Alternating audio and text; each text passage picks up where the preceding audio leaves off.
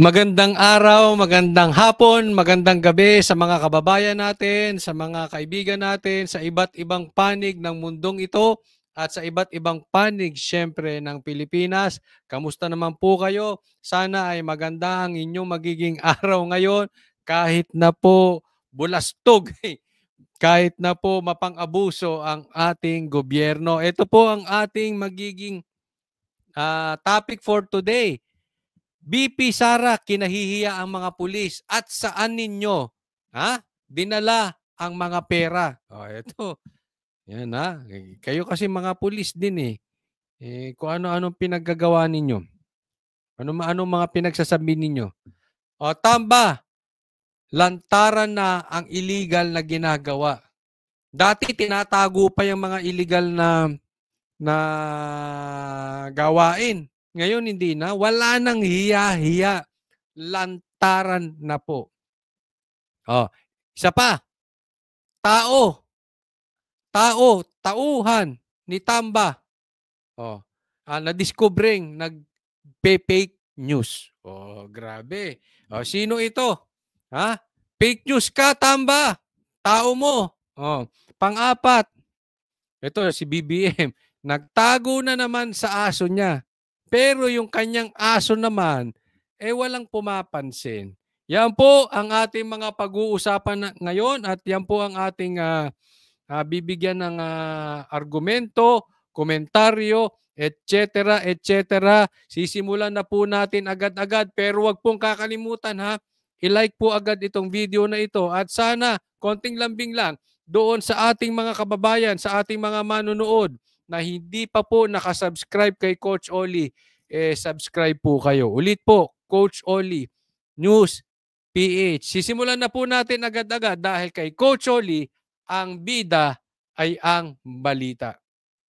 Ito po, pakinggan natin itong sasabihin ni BP Sara. Ma'am, nakakahiya sa buong mundo na ang Philippine National Police natin, who by the way, has intelligence funds. Yan, tingnan mo. Nakakahiya kayo mga pulis at meron pa kayong intelligence funds.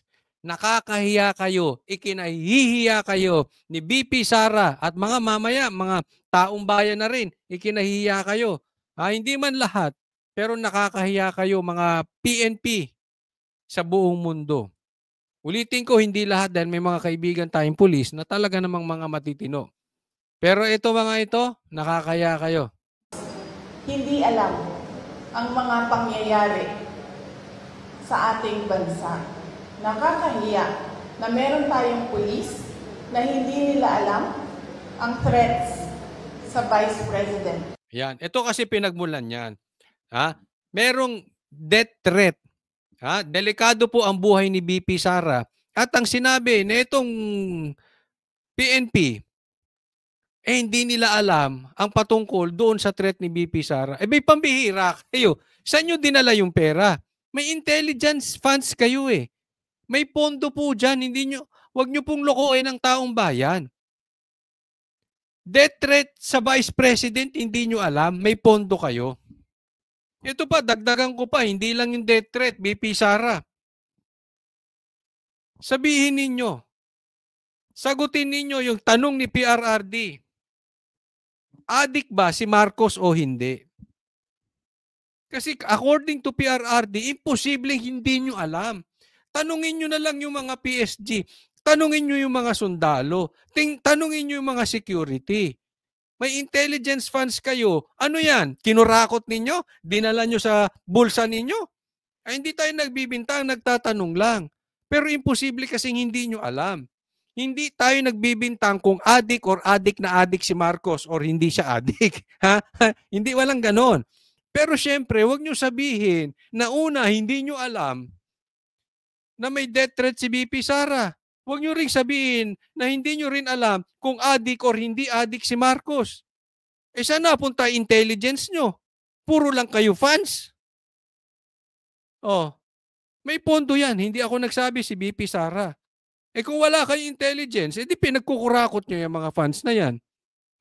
Sayang ang pera ng taong bayan dyan. So gamitin nyo yan sa kabutihan. Kaya nga kayo may pondong ganyan eh. para hindi kayo sagot na hindi nyo alam. Nakakahiya yan, ma'am. Huwag sila magsasalita ng ganyan kasi nagpapakita yan ng incompetence ng Philippine National Police. Dapat dyan, kung ako po ay Presidente, Sekretary ng DILG, Chief ng PNP, ang sagot dyan ay... Ito, kung siya daw ang presidente, kung siya ay si Abalo, sabi niya, ay Sekretary ng DILG or PNP Chief, ay sino pa? Di si Marbil. Kung ako si Marbil, ako presidente, ako si Marcos, ako si Abalos, eto sagot dyan. Palpak din naman yan si Marbil eh. Di ba? Kung ano-anong pinaggagawa. Ngayon naman, pinagtatanggal yung mga pulis dyan na sa Davao, pinadala ko sa saang lugar.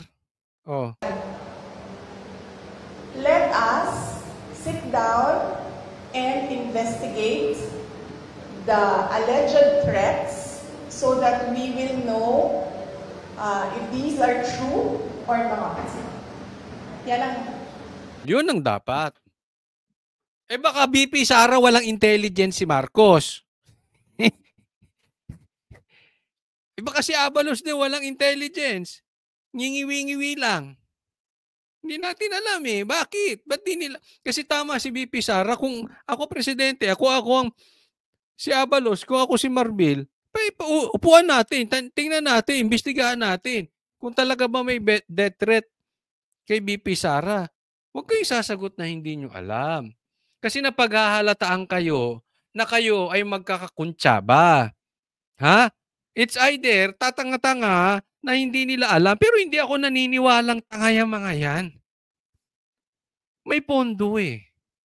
Hindi tanga yan. Matatalino yung mga yan. Posible, talagang nagkakakuntsaba yung mga yan at pinagkakaisahan si BP Sara. Malabo. In my opinion, malabong hindi nila alam. Tanong, ayan ang sagot dapat ng tamang tao. Pagiging tao na tama mag-isip, yan ang sinasagot dapat. Hindi yung sinasabing wala kaming alam ng mga threats. Nakakahiya na ang pulis, ganyan. Alam mo, tama naman eh. Mali yung sagot na wala lang silang alam. Pero alam mo, malalaman natin dito na mahal na mahal. Bigyan ko po kayo ng halimbawa na mahal ng mga tao ang mga Duterte. Kasi nung ang Duterte, pagka nag-live press con, grabe ang views. Kahit sa mainstream media, grabe po ang views. Lalong-lalo si PRRD. Ha? Grabe. Rockstar na rockstar po talaga. Samantalang pag si Marcos ang nag-i-speech, ito mga kamakailan lang. Pinagtatawanan, puro yung icon ng pinagtatawanan si Marcos, puro ganun. Si Tambaluslos din ganun. Kaya hindi ko maintindihan bakit itong mga ito ay in denial sa katotohanan.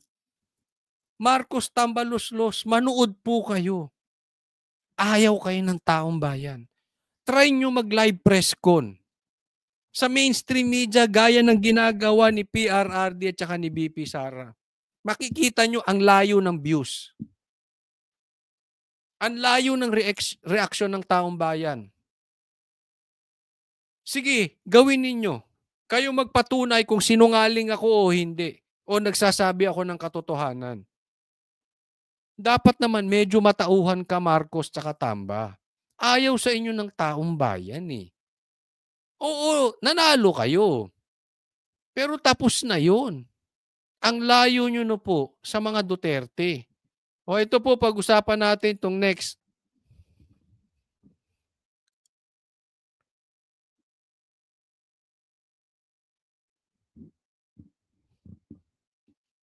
Ito pa.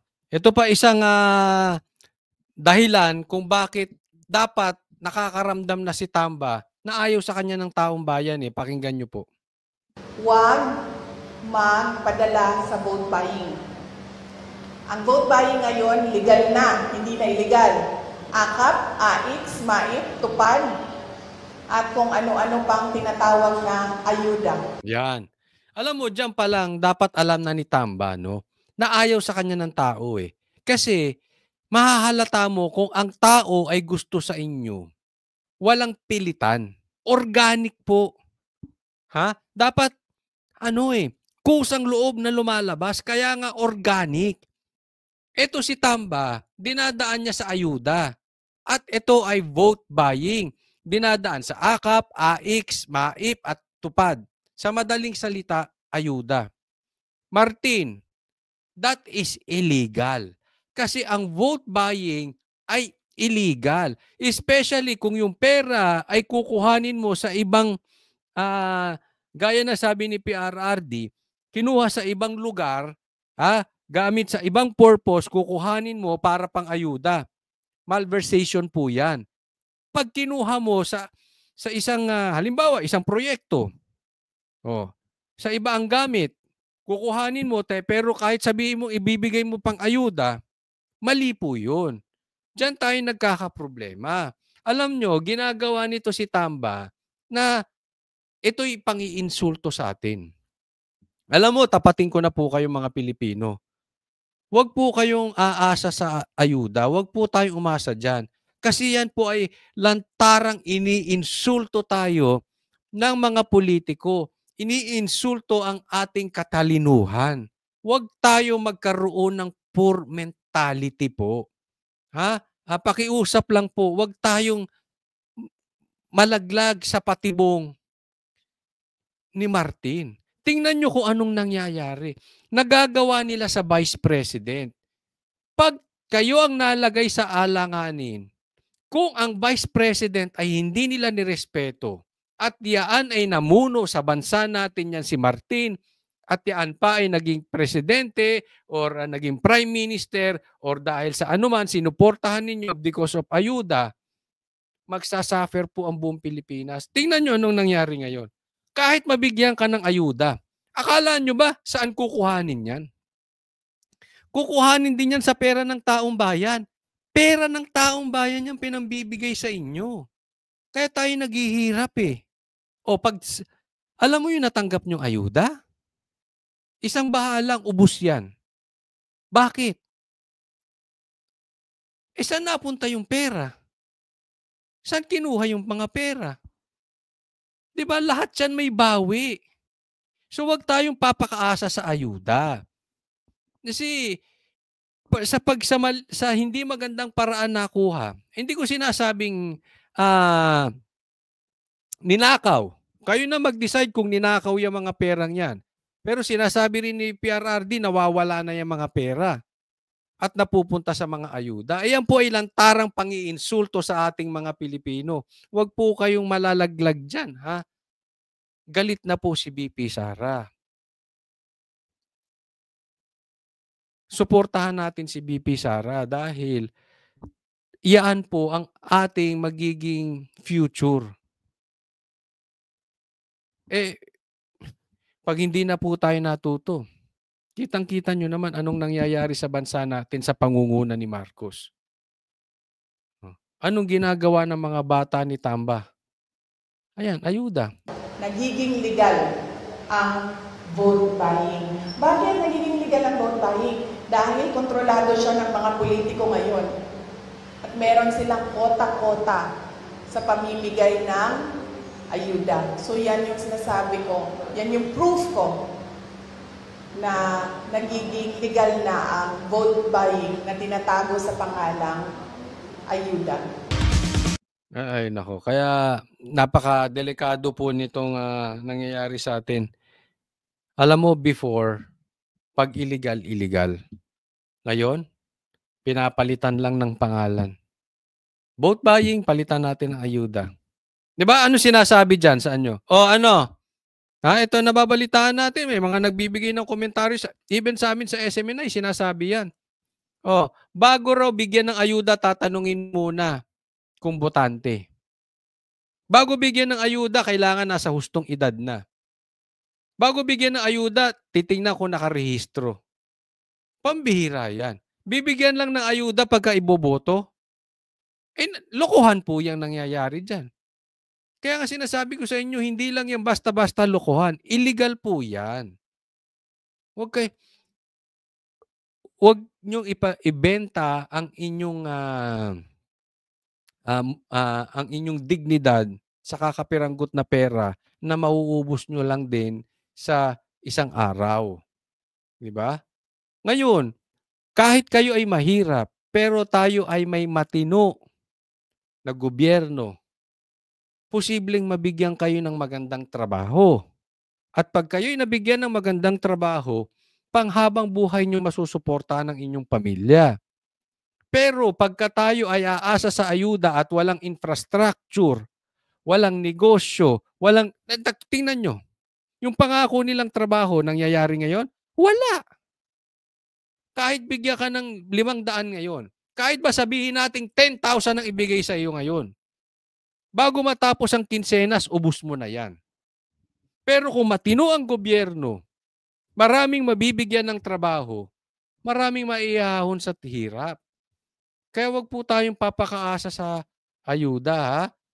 Tayo kailangan matuto na. Ngayon tayo gumanti. Gusto niyo gumanti sa mga loko-lokong politiko? Ito po ang legal na pagganti sa mga loko-lokong politiko. Wag nating iboto. Kunin niyo yung ayuda kung gusto niyo, walang problema. Kunin niyo ayuda, wag niyo iboto. Yan ang ganti. Kasi total pera niyo naman yan, Pera niyo yung yung ibinigay sa inyo. Parang kinuha lang sa inyo yan, tapos ibinalik. Niloloko kayo niyan. Nilokohin niyo rin. Kunin niyo yung basta nagbigay ng ayuda, basta nagbigay, dahil ikaw ay botante, illegal yan. Kahit ano pang pangalan yan, huwag niyong iboto. Yan ang ganti. Kasi kaya po natin pinagdidiinan to. Kasi parating na ang eleksyon. Malapit na ilang buwan na lang. Matuto na po tayo. Dahil sa maling boto ng ilang nating mga kababayan, binoto yan si Marcos, nang dahil dyan nilagay si Tamba as speaker, ang laki ng problema natin. Kaya sana matuto na po tayo dyan. Kunin yung ayuda, and then wag niyong iboto. Next po tayo. Ito, pakinggan ninyo ha. Aso ni Tamba. Aso ni Tamba na booking. Ha? Nagpapakalat ng fake news. Akalain mo, siniraan nito ng husto ang mga Duterte. Ngayon, barado siya. Buti ka sa inyo. Fake news. For the admin matters, I do not know, Mr. Chair. May I ask the COMSEC if former Senator Trillanes would be present? Sir, we invited Senator Trillanes, but he has not presented himself yet. Okay. Kasi may mga requirement po tayo sa kanya. Ito po yung patungkol doon sa sinubmit na offshore account na at bank account po ni PRRD. Di umano na maraming nalabag si PRRD na batas patungkol dito sa kanyang mga pera sa bangko. Na inilabas, naalala nyo, nilabas ito ni Trillanes. Inulit niya ulit, inilabas. Kaya nga, ididemanda siya ni PRRD dito. Dahil illegal po yan. Diba? Kung gusto nyo buksan yung mga bangko, magbukasan kayong lahat. Natakot yung mga congressman. Sige, gusto nyo bukasan tayo ng bangko? Lahat tayo. Pero alam nyo, illegal po. Hindi po pwede yun. Kasi nga may bank secrecy law. Okay? Naintindihan? Pero nagkahamunan. Ano sabi ni PRRD? Sige, bukasan tayong lahat. Natakot naman sila. Ay, siyempre, ito mga congressman sus, wag tayong maglokohan. Pero anyway, yung pinakita ni Trillanes, pakinggan ninyo mabuti. Binasag ng AMLAC. Hindi raw totoo. Fake news. Pakinggan nyo pong mabuti. The AMLAC, is the office represented in today's hearing? Yes, sir. He is... AMLAC, is Anti-Money represented, sir. Laundering. Yeah.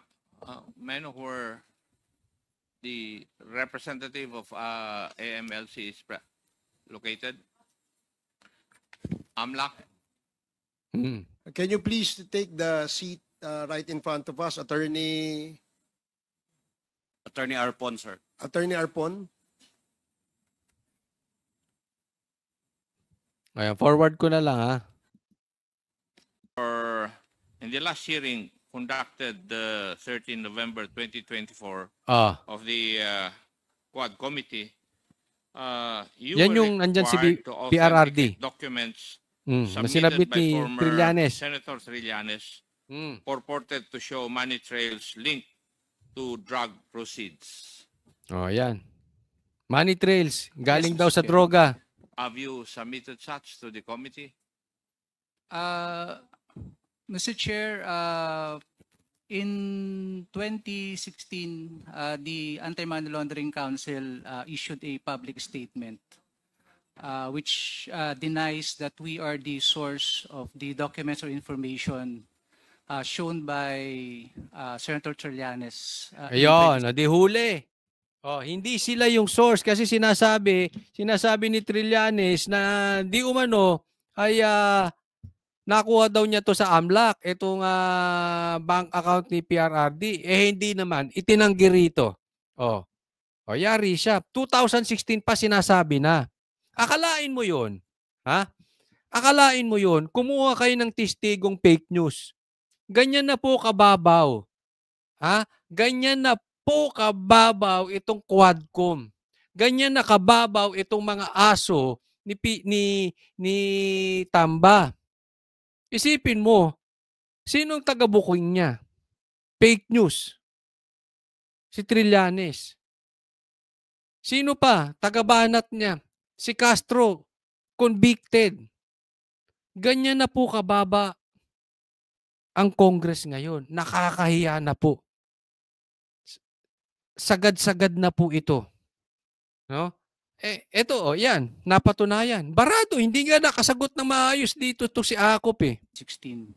And in September 2017, Mr. Chair, the AMLC also issued another public statement denying that we are the source of the documents and information attached. Oh, 2 beses pa. Dininay si Trillanes. Oh, anong nangyari sa aso mo, Tamba? Senator Trillanes in the So, di ba, yung mga pinagsasabi niya dyan, fake news. Saan kukuhanin? Saan kukuhanin ni Trillanes yun? Katang isip. Gawa-gawa lang niya. Hindi galing sa AMLAC. Saan pa galing? Katang isip. complaint he filed before the Ombudsman. And in the same public statement, the AMLC denied that we furnished the Office of the Ombudsman such documents in relation to the complaint by the Lahat denied. by Senator Trillanes, Mr. Chair. In other words, AMLAC denied that the documents presented by the former Senator Trillanes did not originate from your office. Yes, Yes. Mr. Chair. May the Quadcom committee, Mr. Chair, can we ask AMLAC again? Since this has come out already in the open, in the committee hearings of this Sige, committee, palusatan mo ako. can the AMLAC conduct an investigation proper insofar as the allegations of the former senator are concerned? Mr. Chair, the jurisdiction of the MLC will be had if there will be a unlawful activity, Mr. Chair.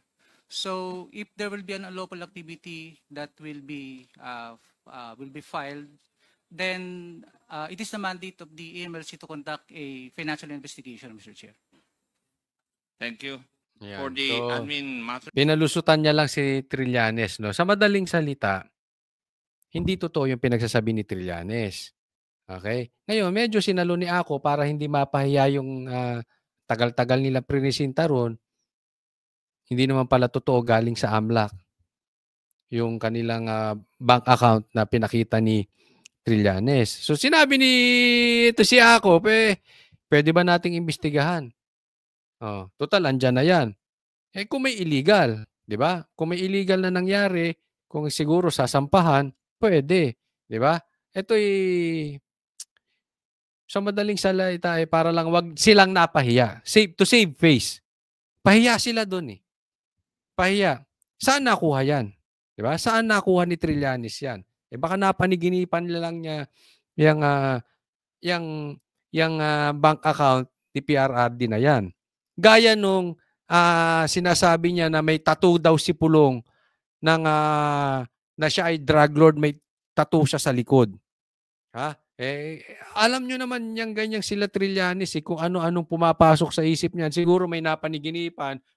Dahil kakaisip niya, isip siya ng isip ng Duterte. Ay, si Duterte. Ito ang account ni Duterte. Ito, tattoo ni Duterte. Di ba? Pag tinanong mo source, dinideny. Dinideny si Trillanes. So ano? Fake news kayo. Oh, di ba? Booking kayo. Huwag nyo nang itanggi. Huwag nyo nang ipagtanggol. Next tayo. Ito naman. Kung kanina, yung aso ni Tamba, tahol ng tahol, fake news naman pala. Ngayon, aso naman ni BBM, tumatahol. Pakinggan natin. Panibagong disbarment case naman ang kinakaharap ngayon ni Vice President Sara Duterte sa Korte Suprema dahil pa rin yan sa pagbumura at pagbabanta ng bise laban kina Pangulong Bongbong Marcos. Nasa frontline ng balitang yan si Camille Samonte. Mismong si Presidential Advisor for Poverty Alleviation, Secretary Larry Gadon, ang nagpetisyon sa Korte Suprema kanina para hilinging ipadisbar o tanggalan ng lisensya bilang abogado si Vice President Sara Duterte. Ninyong lahat, Martin Romualdez. Alam mo yung sinasabi niya, ito. Andyan ako eh. Oo, nasa Zoom meeting kami ni BP Sara noon eh. Oo. Magtatanong ako dapat, natakot na ako, galit na si BP Sara that time. Sabi ko, wag na nga ako makapagtanong. Pero naunawaan ko siya. Yan ang gusto kong leader. Na pag nagkagipitan, hindi ka iniiwan. Hindi ka tulad ni Marbil. Hindi ka tulad nitong si Browner. Nilaglag niya yung mga tao niya. Mahal na kay Marcos. Lisa Marcos, Bongbong Marcos. Dahil yan sa pagmumura at pagbabanta ng bise sa buhay ni Pangulong Bongbong Marcos, First Lady Liza Araneta Marcos at House Speaker Martin Romualdez noong Sabado, idagdag pa raw ang maanomalyang paggastos umano ng confidential funds ng OVP. Taong 2023 nang masuspindi at madisbar si Gadon matapos ireklamo ng pagmumura sa isang journal. Kaya giit niya, dapat maging patas ang Korte Suprema.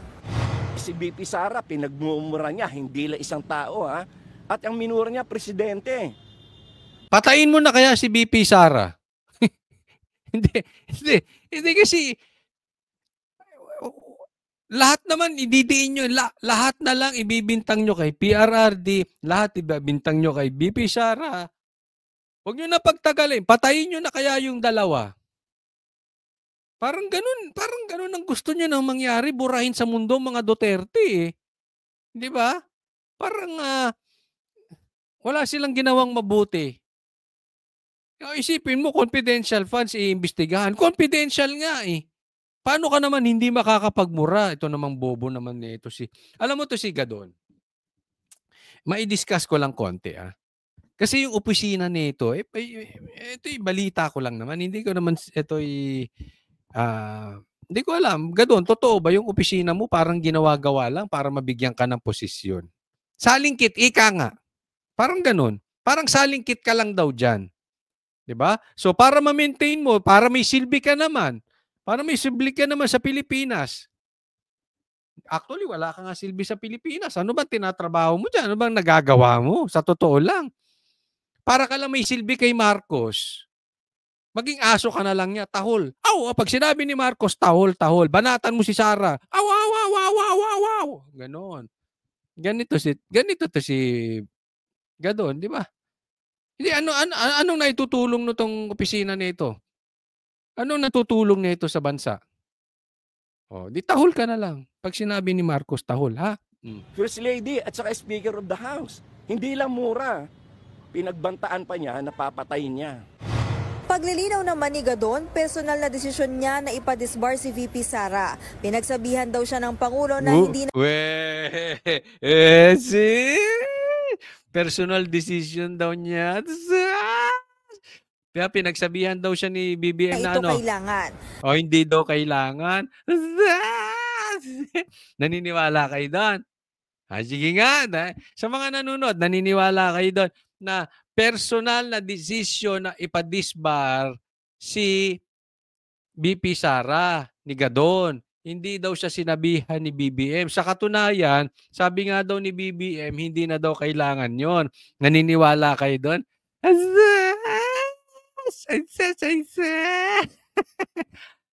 Ewan ko sa inyo. Sige, ilagay nyo sa comment section. No? Pero kung ako tatanungin, huwag nga tayong maglokohan. Marcos, tumago ka na naman sa tao mo. Lagi ka na lang tumatago.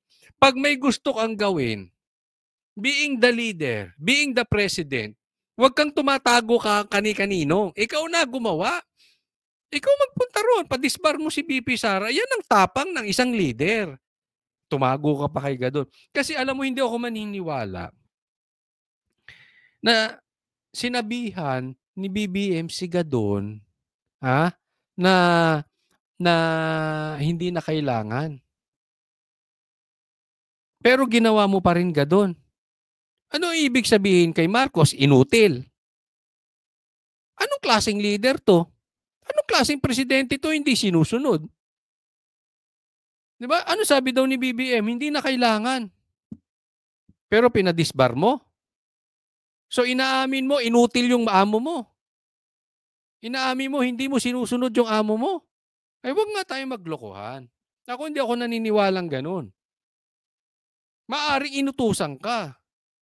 Pero sasabihin mo, walang silbi si Marcos? Hindi ka sinunod? Pwede, huwag tayong maglokohan. Hamon pa ni Gadon sa bise. Napaka-immature. Kulang na kulang sa statesmanship. Ay, nagsalita siya. Ikaw matured ka. Talo ka nga ng talo. Paano ano? Wala ka namang plataforma kung hindi sumigaw ng bobo. At saka, hindi siya nag-aaral. Basta na lang siya nagsasalita. Mag-resign siya. Dahil sinisiguro ko, sigurado ako na sa next Congress, siya ay i-impeach. Yun na. Nadulas din. Hindi niya na natiis eh. Kayabangan niya, siya na nag-announce. Dahil sa kayabangan mo, ibinuking mo. Yan ang gusto nyo. I-impeach si BP Sara. Huwag nyo na ipaabot sa next Congress. Bukas na, pa-impeach nyo mo na. Huwag mo na pagtagaling ka dun. Sige. Total, nagbida-bida ka na eh. Ikaw na nag-announce. Pa-impeach nyo na. Nag-aantay ang taong bayan sa impeachment. Sa totoo lang. Inaantay na ng taong bayan yung impeachment case. Ang Department of Justice naman, ipauubaya na raw sa Korte Suprema ang isyu. Lalo't may nakabinbin na ring disbarment case laban sa bise nang manuntok siya ng court sheriff noong mayor pa siya sa Davao City. Kamakailan naman, nakatanggap din ng anonymous letter ang SC para hilingin ang disbarment ni VP Sara.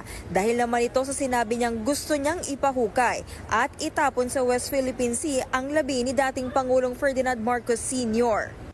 Paliwanag naman ng Integrated Bar of the Philippines o IBP, dumaraan muna sa masusing investigasyon ang mga disbarment complaint na inihain laban sa abogado bago magkaroon ng pre-trial at maging ganap na kaso. Kailangan pa rin daw kasing tignan kung may sapat na batayan ang reklamo.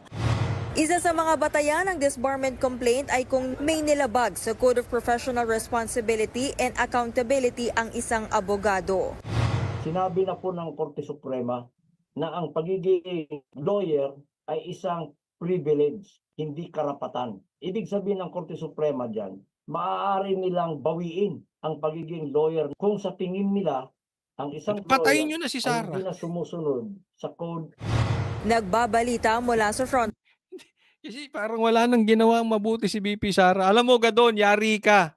Yari ka, nadulas ka.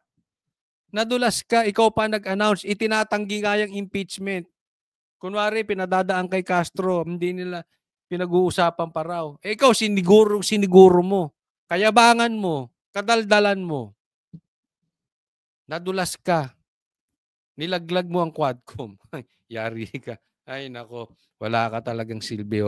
Anyway, wag po kakalimutan na i-like po itong video na ito at sana i-subscribe nyo po yung channel ko, Coach Oli News PH, kung kayo ay hindi pa nakasubscribe. Paalala ka lang, doon sa mga hindi nakakaalam, meron pong programa ang Banateros sa #1 na mainstream media na hindi sumusuporta sa adik. at galit sa mga abusado ang SMNI. Banateros, everyday, Monday to Friday, dyan sa SMNI. Maraming salamat po para sa Diyos at Pilipinas nating mahal. God bless everyone. Coach Oli po.